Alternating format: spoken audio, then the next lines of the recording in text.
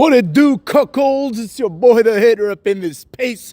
And I know some of you probably wanted me to watch and review Full Gear. But here's the truth.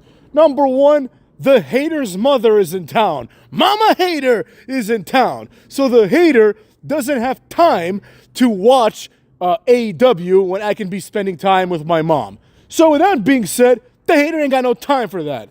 Number two, the main event, as the Hater understands it, is Jon Moxley versus Orange Cassidy.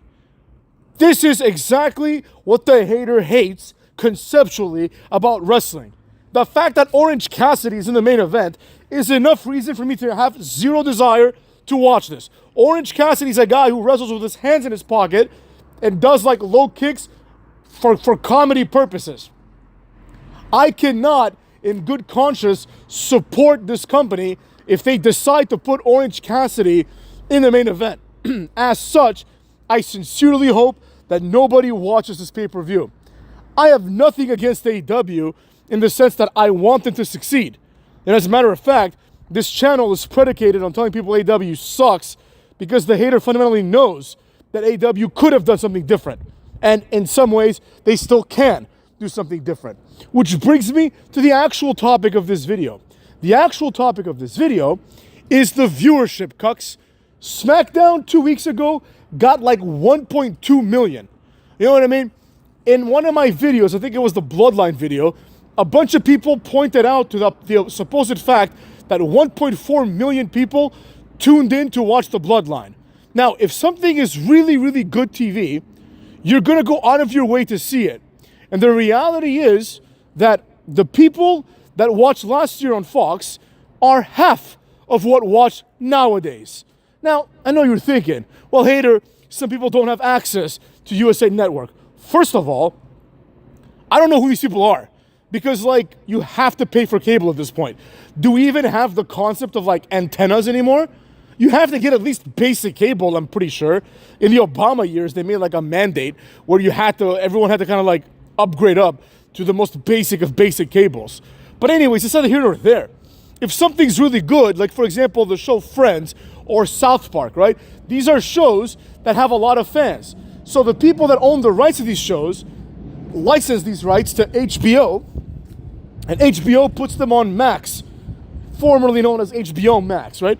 They put them on Max, and people will go and sign up for Max, right? Like your boy signed up for HBO Max almost exclusively so I could rewatch South Park because I'm a big South Park guy.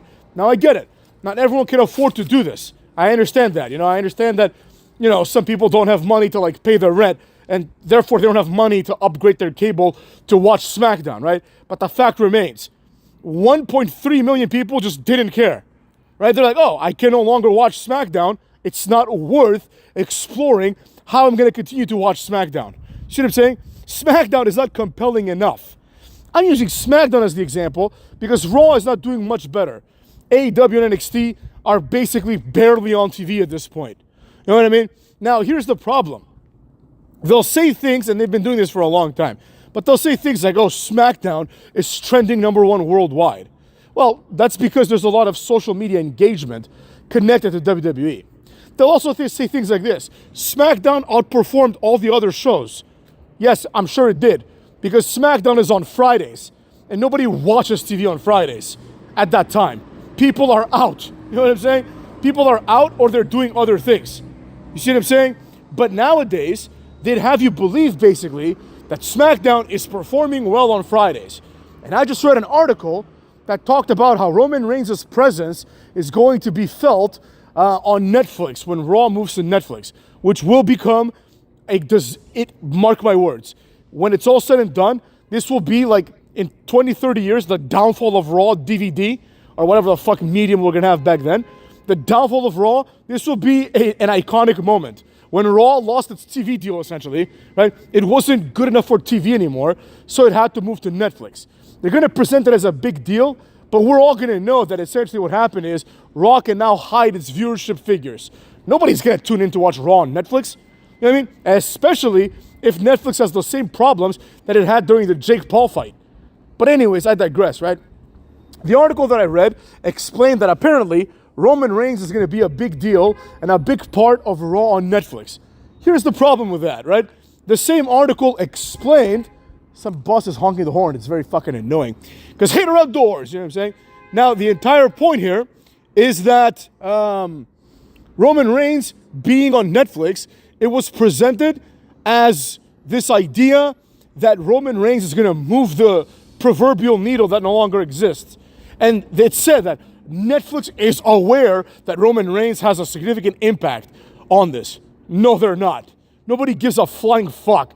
They can look to see how much Roman Reigns draws, and it's apparently, at most, 1.4 million, right? And that's like if you ignore everything else. Like the biggest draw of SmackDown is SmackDown itself, right? It's like if tomorrow WWE decides to do like the green brand, WWE like, Explosion or something, right? On Wednesday nights, that's gonna get more views than most other shows just because it's a WWE show, right? No one man or woman is a draw at the current timeline. Let's be real, right? Forget about Cookie Rhodes and Roman Reigns and CM Punk. Those are the three only people that you can even argue are a draw. No one serious would ever argue that Gunther is a draw. No one serious would ever argue that Bianca Belair has drawn a dime, right? Absolutely not. Like, if they advertise Bianca Belair in the main event, or if they advertise that Bianca Belair is not going to be there next week, right? The viewership will be exactly the same. No one will tune in or tune out because Bianca is or isn't there. Same thing with Gunther, same thing with Kevin Owens. Like, these are people that will never draw a dime because they're boring. They're not exciting people, motherfucks. And that's the problem. Roman Reigns, sure, I can accept that he's the most exciting out of all of these unexciting motherfucks, but let's be real. Netflix is not hinging all this on Roman Reigns. John Cena, I can understand. He's a massive star. But Roman Reigns? Like, are you kidding me? Like, if Cena comes in, he might draw in another 500,000 people. None of these guys are massive stars. But imagine if, like, somehow WWE could get, let's say The Rock, right? The Rock to come back for 3 months, where he will wrestle every Monday night for 3 months. Those would all draw millions more viewers, right? It's as simple as that. The Rock being a presence, or Stone Cold if he could still wrestle, being a presence on Raw would draw people, right? Especially if they're wrestling. You know what I mean? But Roman Reigns is not going to do that because, quite frankly, he has never done that, right? The fact of the matter is this. Periodically, we are told by WWE, even though we don't see it, our eyes don't see what they're telling us, we're told by WWE many times that we're now in a boom. We're now in a new era. They did the same thing when the entire McMahon family came out and said, we're going to change things around here. And nothing changed. Same thing happened when Kevin Owens debuted and he's like, I'm going to bring about change. And absolutely nothing happened with that, right? They tell you something's going to change, but nothing's going to change. It's going to stay the same shit. And as a result, people get a little bit excited once in a while, and then they realize, oh, wait a second, this is the same old garbage I've been watching for years at this point. And that's where we find ourselves now. I'm sure the Netflix era, right, they're going to make a big deal. And I will concede. I'm sure the first 2, 3, maybe even 4 Netflix episodes are going to be amazing, right? They're going to have Cena. It's going to be a big deal. They're going to have big matches because they're trying to draw in a much more casual audience once again. The Netflix audience is hundreds of millions of people, right? But not everyone is the same. Like, for example, even with the hater, right? Like, a view that I get from someone that lives in America is monetized, let's say, at 4 cents or something, right? But a view from, I don't know, Czechoslovakia is monetized at 2 cents, right? Because of economics. It's the same thing in Netflix, right? Like, there's 200 million Netflix users, but a lot of them are in countries that don't give a flying fuck. A lot of them are also in the United States and Canada, but how many of these people are going to prefer to watch WWE Raw versus Cobra Kai, right? I'll leave it at this. When you watch a sports event, like a UFC or something, and then before the main event, they'll pan to the crowd and they'll show you all the celebrities, right? And then the fans react to the celebrities. So when they show Donald Trump, everyone loses their mind. When they showed Kid Rock, a lot of people cheer. When they showed if they showed Jimmy Kimmel, people are going to boo, right? But what if they showed Roman Reigns? I think the reaction generally would be, who the fuck is that guy, right? Everyone would simultaneously turn into a Conor McGregor and be like, who the fuck is this guy? Is that the Aquaman guy? That's what everyone would think, right? Because nobody is a star. And as a result of nobody being a star, the highest they can draw is 1.4 million. You dig? 1.4 million is unacceptable. 1.4 million is like 1/6 of what they drew at their height. So there you have it. I don't think the transition to Netflix is gonna be good.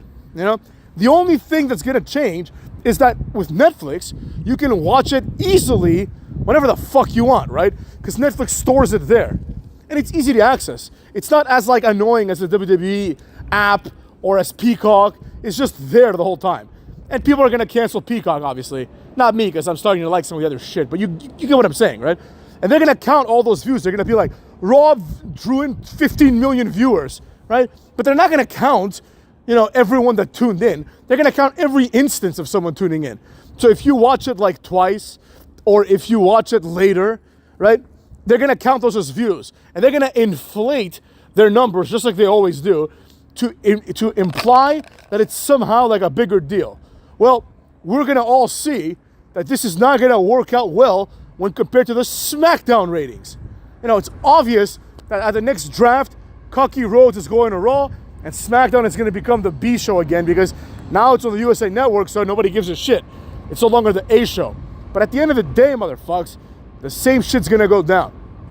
The same boring-ass wrestlers, eventually, 5-6 weeks into Netflix, the same shit's going to go down. It's going to be a boring-ass show, and quite frankly, no one's going to watch it.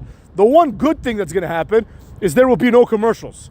So now we're only going to have to tolerate the commercials that we get like within Monday Night Raw, right? Like Rhea Ripley playing with like an action figure of herself. We're going to tolerate that. Beyond that, the ratings are down the drain and the Netflix deal is a horrible idea. So, take that for what it is, but take it as the truth, cuckolds.